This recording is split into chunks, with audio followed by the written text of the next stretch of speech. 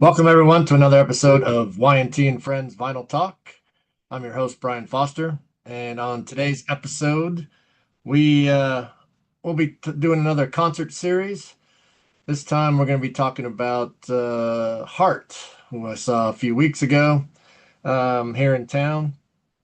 I actually wasn't going to go see this originally. A friend of mine was kind enough to invite me, had some free tickets, so. Um, Went and checked out the show. So this was the first time that I have seen Heart since 1985. And coincidentally, the opening band that night was Y&T.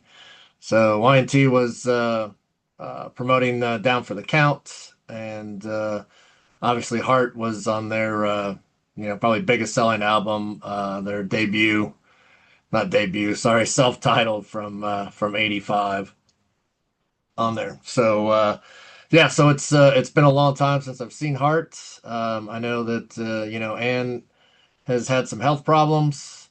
Um, I was thinking about going to a show last year. That got obviously that tour got canceled after a few shows.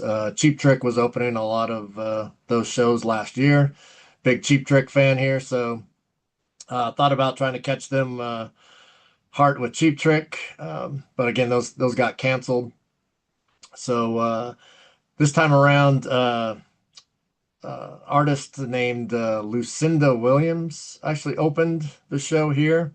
I do not know a lot or really anything about Lucinda Williams, and to be completely honest, only caught probably the last three songs of her set that night. From what I heard, not I don't think it's anybody that I'll be getting into, but don't want to offend any Lucinda Williams fans out there that might be watching this. So just not really my cup of tea when it comes to that. So um, also, with Anne's health problems, she if you've seen any videos on YouTube or anything like that lately of the shows, she does have a chair. I know her for a while. It looked like she was in actual like wheelchair. Now they have like kind of a special chair which actually props her up a little bit more. That makes it look like she's actually standing. So I think it kind of gives it a better look to that. But I will give her this that she can still sing, right? It might not be the 80s vocals, but or 70s vocals, but she's definitely not embarrassing herself out there. She can still sing. You know, Nancy can still play great, and they got a really good band behind them too. So I think they have about meant to pull all the names on there, so I apologize for that. But they have like obviously bassist, and they have like two other guitar players with them, along with a drummer and a keyboardist. So full band there on stage, sounding great um, on there. So kind of go through the set list here real quick. So opened with Baby Lestrange. So Um, good, good opening song there. Nice 70s tune with that. Again, sounded great. That led into Never, obviously off the '85 album. The '85 album had a lot of obviously number one hits, and not some of those softer songs were not I like them, but not my favorite Heart songs. But understand why they play those, right? Because they were so popular for that, and the casual Heart fans probably know those better than anything else. What's really cool though, the next song they played was kind of a deep track from Little Queen called Love Alive. Um, which then led into Little Queen. So it's kind of cool, get into some deep tracks on there. That's kind of what I was hoping to hear was some stuff that I hadn't heard um, before, or that you don't hear every day off the radio if you listen to radio still. Um, that led into These Dreams again. That another popular song off that '85 album. Then into Crazy on You. Sounded great. Very recognizable heart song from '70s, right? If you listen to classic rock radio at all, you'll hear that all day on there. Just sounded really good. And then into Dog and Butterfly. So that was kind of cool to hear that as well. Um, then they go into a cover song. So for those of you that know Follow Heart, they're big Led Zeppelin fans. They played at the Kennedy honor ceremony when Led Zeppelin went in for that. Um, so they did Rain Song. So usually, I'm not a big fan of like legacy bands like this that have huge catalogs doing covers in their set lists. I mean, they have so many songs to pull from, so much great material that I think it's kind of a waste to do covers. However, I do enjoy Led Zeppelin, so and I do enjoy hearing Nancy sing those songs.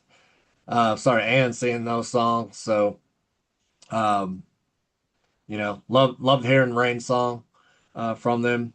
And then Nancy went into a song that she calls For Edward. All right, tribute to Eddie Van Halen. So I thought that was really cool. Just solo guitar thing that she did. Then drum solo. Um, again, this drum solos, unless you're like a very well-known drummer uh, on there, I don't know that drum solos are really necessary anymore. I know that obviously, when I first went to concerts, starting in the late '70s and all through the '80s, the bands I see, they always had drum solos, guitar solos, even bass solos for a lot of them. But um, again, I think it's just wasted time now that they can play another song. But I get it; it's a break for for these artists, and as they get older, they probably need some more breaks. So um, I understand it. So that led into Magic Man, one of their most popular songs from the '70s on there. And then we have another cover. So they did Won't Get Fooled Again by The Who. It sounded fine. Again, I think, out of the three covers that they did, this one probably I could have done without.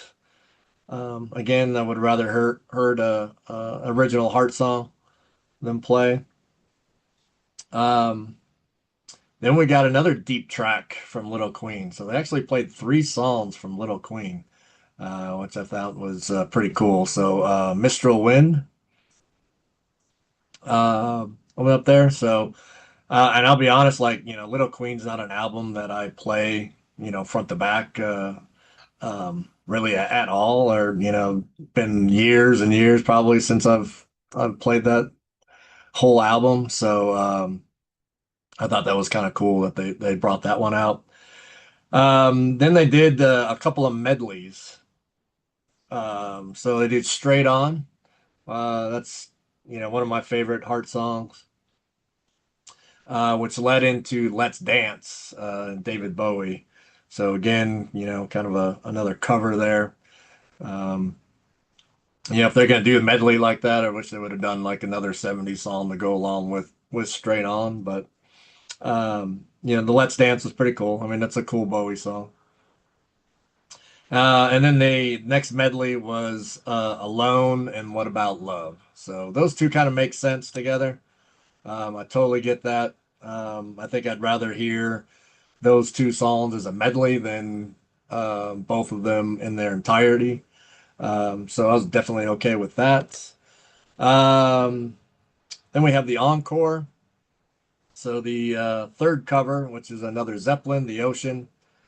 Again, I'm fine with Led Zeppelin covers if they're gonna cover stuff. Hart does Zeppelin so well, I have no problem with that.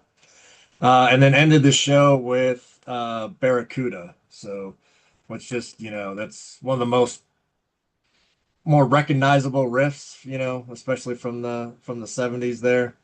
Um, and maybe one of their most recognizable songs.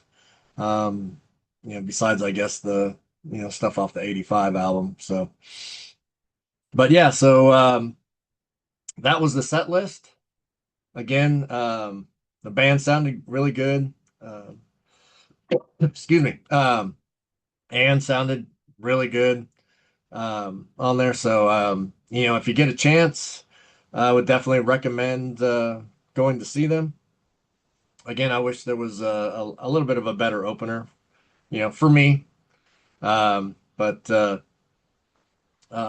definitely worth going to check out. You're not, I don't think you'll be disappointed in what you hear from Heart these days. So, all right. And with that, I did a episode ranking the opening tracks from all the Heart albums. So if you haven't heard that, check that out here. I'll post a link for that one. Check that out as well. Other than that, do have some other Y&T stuff coming up, and then looking at a couple other bands that we're going to dive into, show some vinyl, and talk about. So be on the lookout for that. Appreciate you watching. Please like, subscribe, comment below if you've seen Heart on this tour and what you thought about it. What do you think about uh, covers? Legacy bands like this playing cover tunes. Like it, don't like it. What do you guys think? So, all right. Thanks for watching, and we'll see you soon.